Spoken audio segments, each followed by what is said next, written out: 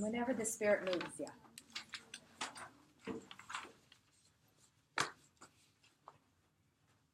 My high school is a very traditional Chinese high school, but it has an international department on it. So I'm in that department, so all of my teachers are all foreign teachers. My literature teacher is a very nice man, and he's from New York, and he's a gay. So in my senior year, after he had taught all of the required books and the assignments, he decided to teach us some information about LGBT people, living conditions around the world. And most of the students are interested in the topic and cared about the problems, but not the parents. So one of the parents reported this to the school, and the principal just simply fired my literature teacher because he is a gay. And the principal said it's inappropriate and unhealthy for him to teach students about the LGBT things in a high school classroom. So this incident got me really emotional, and I really want to talk about this. So after much research, I would like to talk about the topic of the living conditions of gays in China, especially the question how the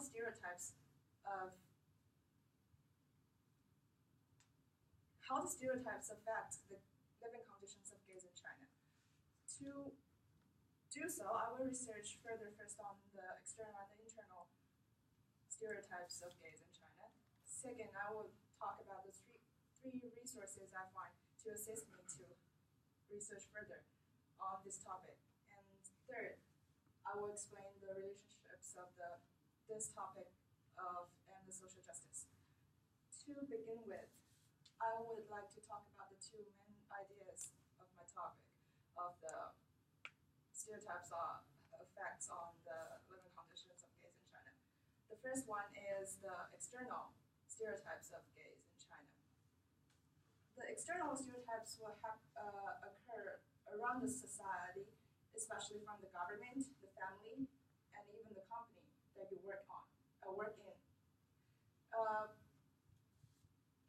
Gays in China face two options. First one is to come out, which will lead to they will be fired from their job, and they will become homeless because some of the time they will just simply be kicked out of their family. And the second one is do not come out, which leads to they will feel very awkward when they are when they're in their working environment because they feel confused about their sex orientation when somebody asks them to like go on a date or something. So they will develop a sense of self-denial, and which leads to the depression.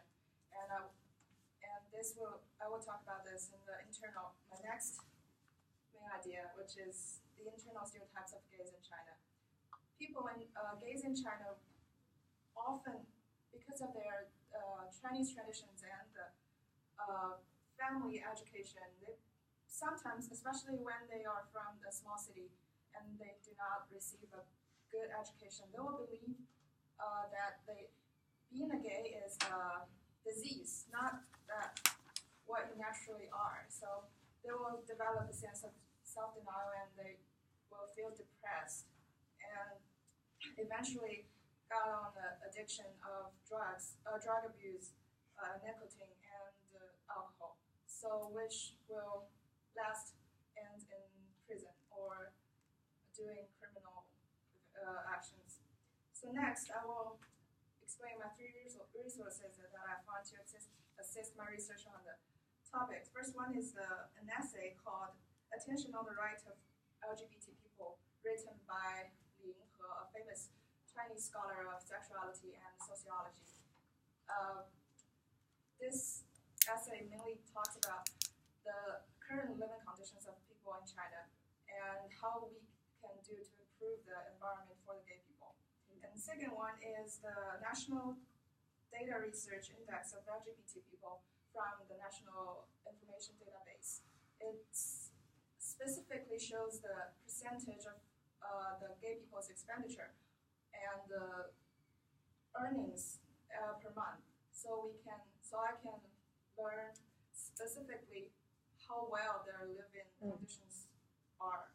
And the third one is an essay called How Media with LGBT Elements Affect the People's Stereotypes on them, on LGBT, which is written by a famous scholar in China and the leader of the LGBT youth website called Renai. And this essay especially explains how the media contains romance or simply gay couples affect the young people's perspectives on the LGBT people in China. Finally, I will talk about how my topic fits in the criteria of social justice. Social justice to me is to fight against all the unfairness in the society, so we can reach so we can have a fair environment for us to live in. So LGBT or gay rights are a very important part of the human rights. So we can take gay rights as a first step to gain human rights, which is important in social justice.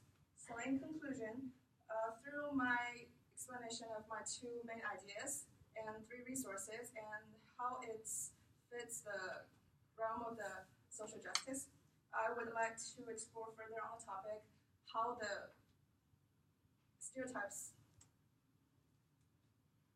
affects the poor living conditions of gays in China. So I hope more Chinese people will understand that being a gay or being an LGBT people is not a disease, and it's actually a natural thing, and you are just born with it.